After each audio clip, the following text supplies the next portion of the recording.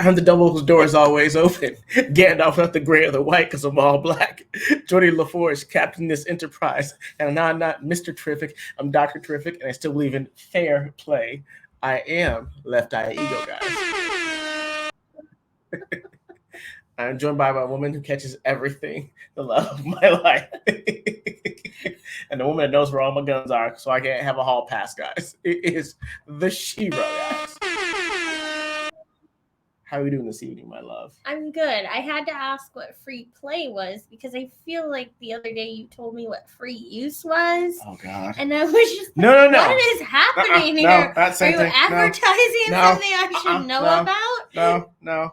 It's fair. It was supposed to be fair play. It's Mr. Terrific. He has fair and play on his jacket. Oh. You know, he's like, so he's a billionaire that's kind of like Bruce Wayne, but he's his own superhero. And he's like, hey, fair play. Everything has to be done in fair regard, not free use. That's what happens when you go scrolling on Reddit. Get you in trouble, guys. Anyway, it is continuation of spooky season. I know that we reviewed The Nun Part 2 a few weeks ago. If you haven't seen it, check out that review.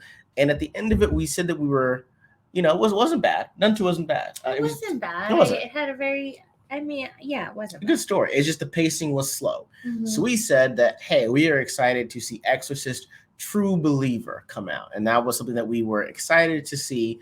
And once it dropped, we're now giving you our opinions on that. Mm-hmm. So we're going to be going ahead and giving you guys the review on that. And we don't do that 1 to 5 star crap over here. It's 1 to 5 egos. We'll be judging it based off of the casting, the plot, the pacing, and the scare factor. So let's talk about it. Guys, so movie synopsis. I'm just going to give that first to you guys before we go to anything else, all right? When 2 girls disappear into the woods and return 3 days later, with no memory of what happened to them, the father of one of the girls seeks out Chris McNeil, who's forever been altered by what happened to her daughter 50 years ago. So basically, they're hearkening back to the original Exorcist from 1973, 74. That was a terrible synopsis, first of all. That's the IMDb synopsis. I'm giving you that. I know, but it makes you believe it does. Things that don't even happen. And that's what we're going to talk about. That's why we're going to talk about it. That's why we're here let's talk about it, okay? We're going to start out very slow. We're going to ease into it. All right, so the first thing we got is... the casting. So for this one, I actually gave 3.5 egos. We had Lydia Jewett playing Angela Fielding. We had Olivia O'Neill playing Catherine. So those are the 2 girls that you see in the preview that both get possessed. We had Leslie Odom Jr. Playing Angela's father, Victor Fielding. For those that don't know, I think he was the guy that does the nationwide commercials at one point, and I think he's from Hamilton. He was either Nationwide or Progressive. Okay. He was doing those commercials. We had Ann Dowd, played Ann. That was the prospective nun that had to quit. I don't know if you remember. She was like the neighbor or whatever. Oh, yeah. And we actually had Ellen Burstyn reprise her role as Chris McNeil after 50 years, which was very highly anticipated. And so I would say that based off of what the casting would lead you to believe, it's 3.5 egos. It's pretty decent. It's not like you got all A-listers. Right. But the people that were cast at least had a presence. It was just hard to tell the names apart at times. But they did a pretty good job with the overall casting of what they want to do. What are your thoughts? What would you give it, honey? I'd give it a 2.5. Really? Go ahead. Yeah, because I feel like half of it was, I lie. Maybe I'll give it a 3. It was more than half. I feel like a better half of the cast was very good. Like, the pics were good. I thought the Angela's the little black girl, right? I believe so. And the dad. I thought they played their roles really well, and I thought they were well fit for that. Yeah, played Angela. Yeah. And then, of course, bringing back like Ellen Burstyn. What do you call it? The show, the star of the show is awesome. I even think the priest that was sort of like trying to help but couldn't help, I thought he did well. Yeah. I think where they fell short and where a lot of historians have fallen short is that the White family, They didn't have much of a role in it anyways, I would say, for the most part. Like, if I look back on it, like, they were just a family. They were just there. And the girl was just her friend, so... Didn't have any... It wasn't anything there for me to be like, oh, yeah, that's good. And to be fair, they gave more of Angela's father, Victor, a backstory. They did. Than everyone else did. And yeah. I think the thing that really got everyone, if you watch the trailer for it, is, you know, the dual possession side by side on the chairs and saying you have to pick which one will live and which one will die. And I will say that for all the movies that I've seen that were possession based that we've seen, I've never seen a dual exorcism where you have to choose one. Right. Like, we're like, okay, is it two demons or is it one hopping back and forth? It was just an intriguing concept, and you got you very interested. And based on the casting, it's like, I don't know who these people are outside of Leslie Odom, so it's not like this person always plays the good guy. Right. Or this person always plays the bad guy. So they did good there. It was just that, you know, there's only so much presence you can have with relative unknowns, is what I want to say. All right. Guys, we're gonna go to the next thing, which I'm not gonna say it's all downhill from here. I will say I try to genuinely go on glass half full. All right. I'm telling you right now, wasn't nothing in the glass. All right. He's very parched. I was so thirsty. I was by the end of it, I need to have an IV fluids because I didn't get anything out of this afterwards. But we're going to explain why. We're going to go with the plot of this movie. All right. So basically, we gave you the synopsis, which is based off of, you know, the previews that you kind of get and the casting. So expectations weren't necessarily high, but it's not like I had zero expectations, which is why the plot is a two egos, guys. It's a two egos. I'm going to tell you why.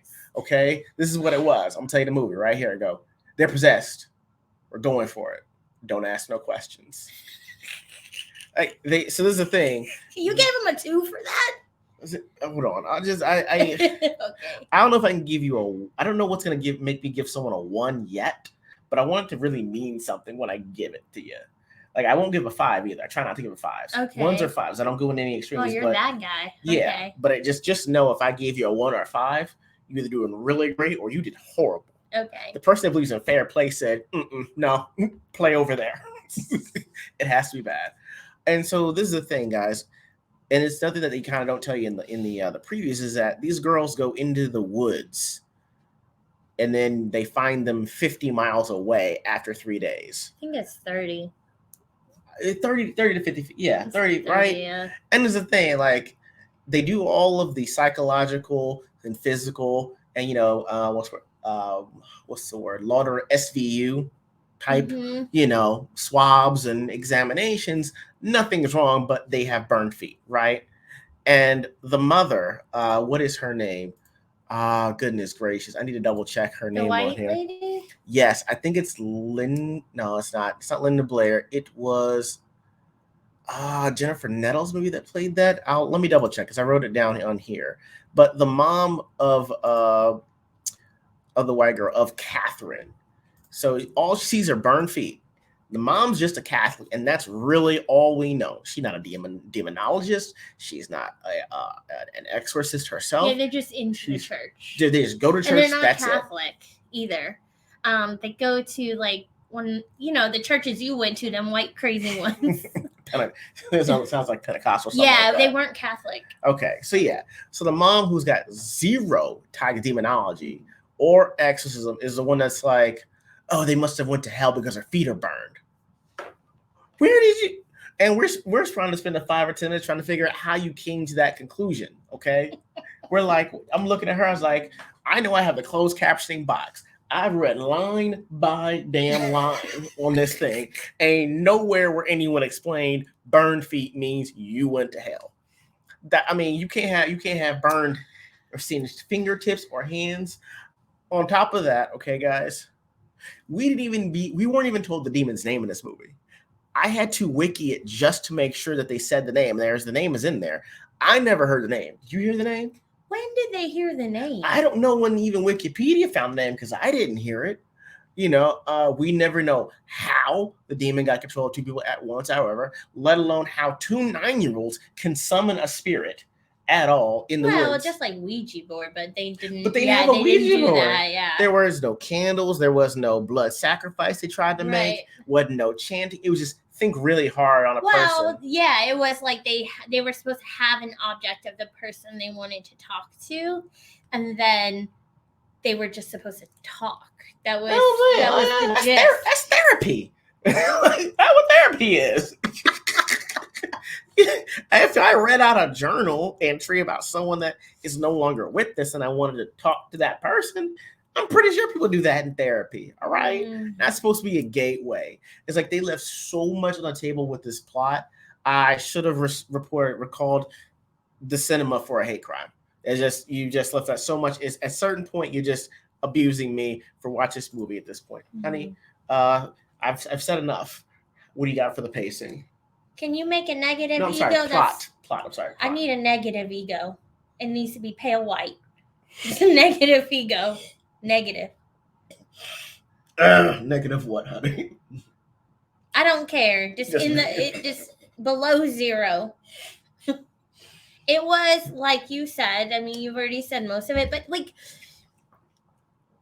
there are certain things that people who are fans of an Exorcist movie kind of, we know the sort of, we know it might all be the same. However, like we expect those things to be there because that is traditionally how you do an exorcism, right?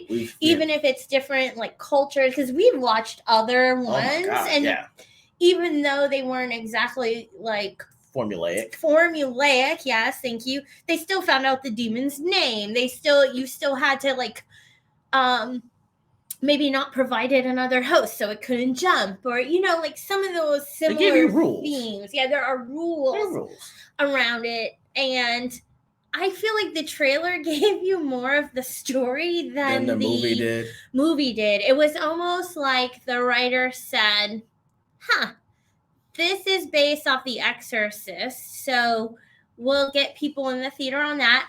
Check. We have a beginning, kind of. Check. We have an end. Check. Fuck the middle. We don't care about the middle. Which is your plot? Which is your general plot? Throw it away. We don't need that. Just show some good effects of the girls and. Well, I mean, I think the thing is that it sucked because I told you we just saw the Exorcist. I saw the Exorcist for the first time like a few days ago, and so the thing is like I get why this one was so highly anticipated, right? Because you got the original mom. I mean, bear in mind, 50 years to still be alive in general, and she looked really good. She looked really good. 50. Because she wasn't super young in the Exorcist movie. No, so to get to say, hey, look, can you reprise your role from 50 years ago? We're gonna bring you in to like officially continue the genre, and she's got all of 3 minutes of screen time. Yeah, I will say the one thing that did make sense. Well, I can't even say that. Okay, so the reason it makes sense to me now is because we watched the series, The Exorcist, and in that series, the Reagan girl kind of goes on to say that her mom, a former actress, had a failing acting career and sort of used this to springboard back into it. Without that context, I would have never understood why Reagan in the movie True Believer is estranged from her mom. From the mom, right? And I think the show did try, and the show was a good attempt at trying. And if y'all watch the show Evil on CBS, they ripped off 75% of that show from Exorcist, the TV show. Let it go, honey. I can't let it go. I'm so upset. Even the color palette at the intro will let you know thievery was afoot. But it was focus. Okay, fine. It went for 2 seasons on Hulu. You should actually check it out if you get a chance. But anyway, I think of the fact that you got this woman to be from this iconic role to come back after 50 years and she gets less than 3 minutes screen time. Yeah. Now there's something that happens that tells you why she gets 3 minutes of screen time, but I've seen. But at the same time, didn't she come there to help? Like she did. guide the dad, like get some help, or like I bet I know when they said the name is when she went into the room to see the possessed she black girl, and she said the name, but nobody ever confirmed it. The demon didn't say it. Like, yeah, I feel like that might have been the moment, but I don't know if it was. Right, and then you do have to kind of cater to the casual fan. Mm-hmm. You know, we see, like, if there's anything The Conjuring and The Nun have shown us, or even the old ways. Even that one. Okay, go ahead. Yeah, even the old ways. Like there's a pattern that they have to show you so that you can know who the demon was, so that if you ever do a sequel or a spinoff, that you're informed enough. Right. I mean, you can't depend on us knowing from 50 years ago, or to say, oh, if you watched Exorcist 1 or 2 or 3 or the TV show, people aren't doing all that work. Like, I don't have to have that kind of headcanon going into a movie when I've seen this done better with The Conjuring, even Insidious. Yeah. Yeah, like they did a better job with this. But you're saying even now with what? I was going to say, even with that, like, the plot here, they tried to give you some backstory to Angela and the dad and her mom being deceased, and that, I was like, okay. Yeah. Okay. And they tell you that in the first 2 minutes of the movie. But then when everything's going down, just like in The Nun, right, she has a mom who has passed, and the mom helps, like, guide her to light. So in a lot of horror stories, you expect someone from the past, who they have heavily referenced, to sort of make a cameo towards the end to either assist the person or something like that. That didn't even happen in this movie. They were like, yeah, she has a mom who died. She tried to talk to her. She showed up at the end. Yeah, and even then, it's like she didn't really show up. She just the mom never showed up. Yeah, just remember my voice. Oh yeah, I should be alive now, and that's the issue. Because I'm going to tell you guys about the actual pacing of this, and this is the problem that bothers me, is because the pacing of this movie is actually a 4. Once things start happening, they do not waste time. It's like, bam, they're gone. There's TV coverage, which is really great to see. Like, over this 3-day period, it's social media, it's news reports, it's papers for 3 days. Everyone's looking for these missing girls. You're like, oh my God, this is really moving at a real quick pace that we're not used to. And the thing that messes it up is, like, is a treadmill. Things were moving fast, but they were running in place because the plot was so bad. True. I think I agree with that. I would actually give the pace a 4. Like, it wasn't, like, it's as uninteresting as the plot was. The action part of it was happening and happening at a good time and things like that. So you were never, like, bored, but you left the theater like, you had a lot of questions. Anything about this movie. No. Except them 2 girls were possessed. Right. And then there's a definite end on that, but even then it's not satisfactory. It doesn't really make sense, because once you have the ending, you're just like, wait, no one's asking questions. Yeah. Like, without giving away the movie to you guys, they give you an ending, but even then it's like, it wasn't satisfying at all. No. And that kind of brings us to the main thing that we talk about is, you can be a lot of things, but if it's a scary movie, please be scary. You know what? And I'm going to say this, Exorcist True Believer, I believe you should have tried harder to scare me, okay? Because that was a 2, okay? It wasn't even, there was maybe one jump scare that wasn't a jump scare. And even then, it was just a flicker scene of what was happening. And you're like, oh, what was that? It wasn't, I'm scared, I saw that, or the sound where they put a thump or a bang or a sound effect to make you jump. It was just a flicker picture. And you know me, I only saw half of it, so I had to ask her for the other half. I see that. And the thing is, I can't ask her because the movie's still happening. But I'm like, hey, did you say yes? It is. Shh, be quiet. Yeah, he tries to talk to me like he can hear my response. He can't hear my response. This means yes in sign language. I understand. I don't understand. No. I thought you said this means yes. Well, you just got to do this with a knock. But if you do this, it means the opposite. So wait, I gotta turn my head and not look like You got something wrong with it? Yes. Yes. Okay. Just, yes. No. I think I got part of that right. But anyway, I mean, yeah, there were no real jump scares, just a cut scene with no music. it elicited really barely any response from me.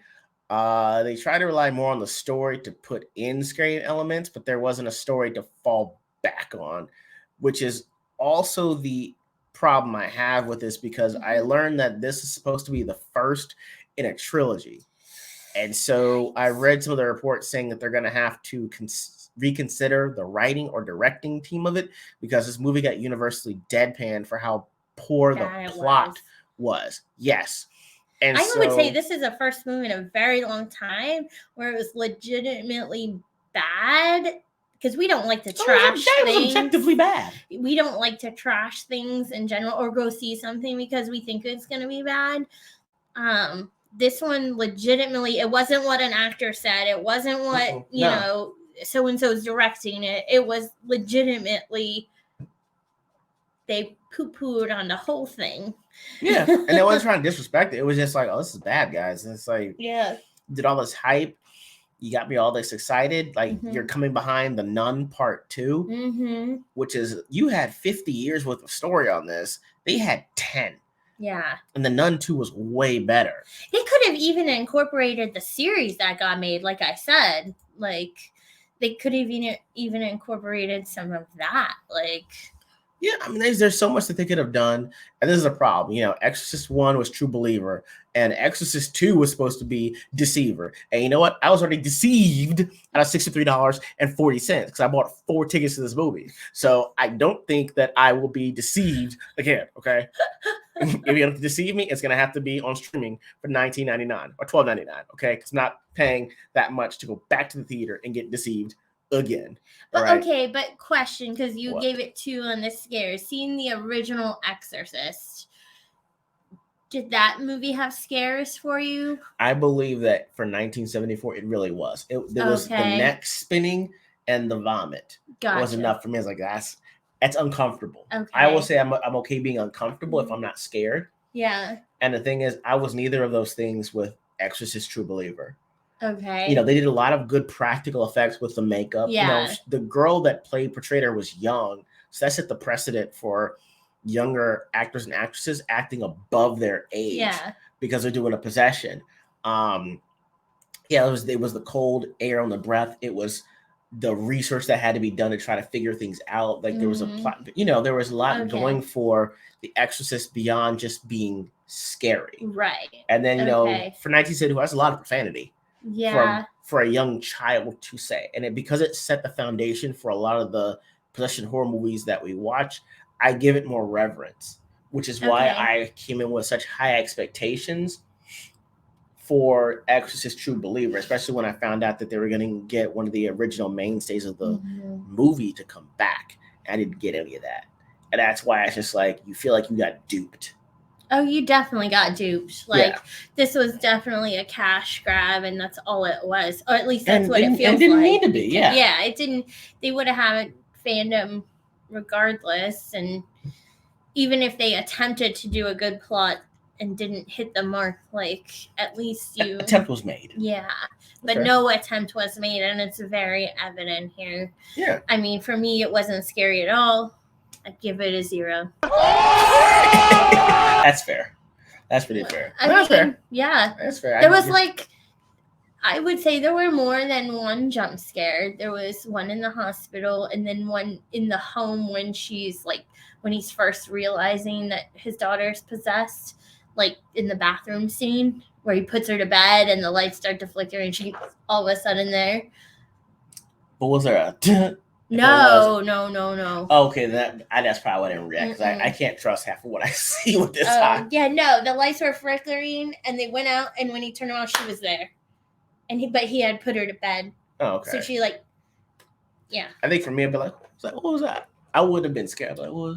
Well, he walked her back to bed. You knew she was there. I know. It's just, for me, it's because there's no audible jump scare with it. I can't, it's disconnected for me. There really wasn't anything. Yeah. And that's the main thing. I mean, even with the other girl's parents, when they're going through the exorcism, typically the demon will say something off about you. And I thought they were going to go a certain direction with that family and the church, because there was an odd I saw it as an odd connection between their pastor The and daughter. the family, not necessarily the daughter, maybe the wife or the husband. I think it was the husband. I thought the demon was gonna say like dad, like, and the pastor are doing things. Because they did make it. They made the movie didn't make this weird inference, but never put it out there. Yeah, the demon never attacked that family except for just the zero. It's okay, guys. I think that's all the movies, the scary movies, as far as like big movies that are coming out for spooky season. Really? That's it? I think so. I mean, there's a Thanksgiving one. It's a slasher though. I don't even want to talk to you about it. Or, honey, we could watch Silent Night about a man bent on vengeance, but he can't speak. That's different than what was it? Violent Night? Is that it? Yes, that was Violent Night. Yes. That was actually good. But Silent Night? Silent Night. He just can't talk. I don't get it. It's okay, honey. We'll have to watch it together so you can get it. They better do a lot of flashbacks. Or just be quiet the whole movie? When he's, taking out the bad guys, he probably will. But they're going to be flashbacks of when he can't talk. Well, we'll have to watch it, guys. If y'all have any scary movies that you think we should see, please hit us up. I got Left Eye E.G.O at yahoo.com and Ordinary Gains for All at gmail.com. For now, until the next time we have to do a movie review, this is Shiro and E.G.O. And guys, we are out.